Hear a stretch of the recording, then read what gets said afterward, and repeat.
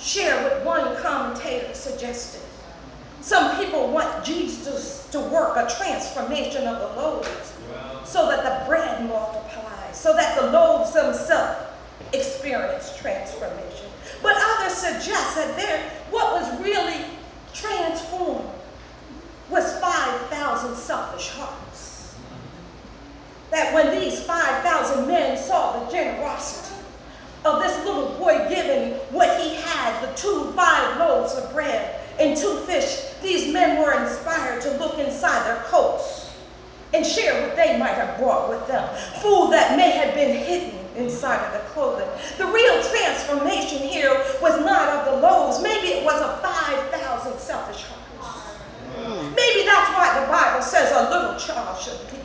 I ask you, what would be the greater miracle? The transformation of the loaves or the transformation of selfish hearts? I would like to suggest to you that some people would prefer to focus on the loaves of bread than to focus on the change that they need in their own self and in their own hearts.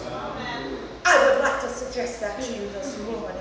We focus on the magic of it all in order to avoid the transforming miracle needed in our own hearts.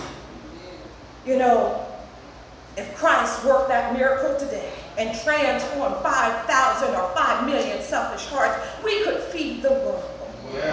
The story was a favorite. This story was of the early church, you know. This is the only miracle that is recorded in all 5 gospels, all 4 gospels, I'm sorry. You might wonder why. There are a variety of answers to the question. One could be that a little child showed hospitality and generosity.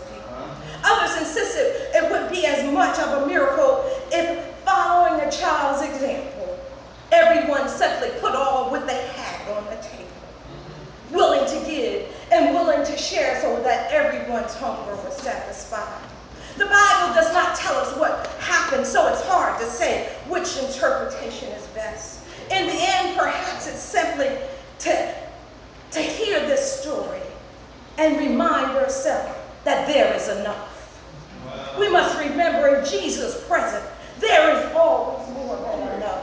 Enough food, enough space, enough kindness. There's enough. Sometimes, you know, young people, we need to share our cookies, our fries, our gifts, and so on. Another thing I think Jesus was interested in feeding people more than just food. There are all kinds of feeding professions. A teacher who feeds students knowledge, and social workers who work with people who need food and clothing and housing and whatever they need to survive. Even a doctor who shares his skills to make someone healthy. Jesus might have been reminding us to share our gifts and talents, and he will do the rest. This little boy shared his gifts.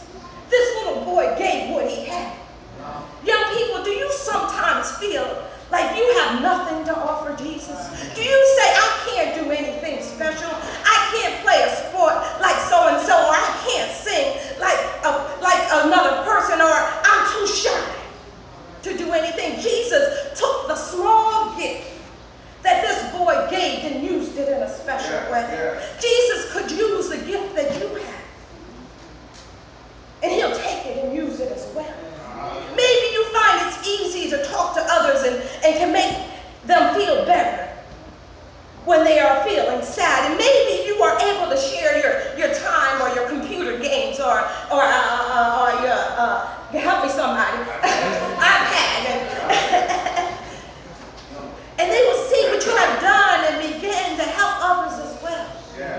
Maybe we do well in sports and we can show others when we follow Jesus by being fair and not getting upset when playing sports, so that others in turn may see the change in us, and maybe we could change the whole team.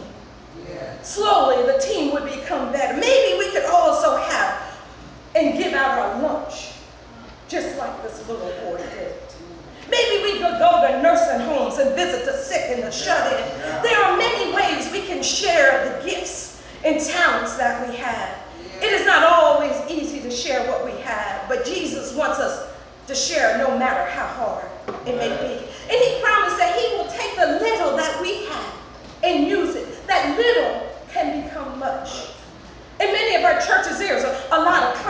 conversations about scarcity. There's never enough money. There's never enough youth. There's never enough people. There's never enough.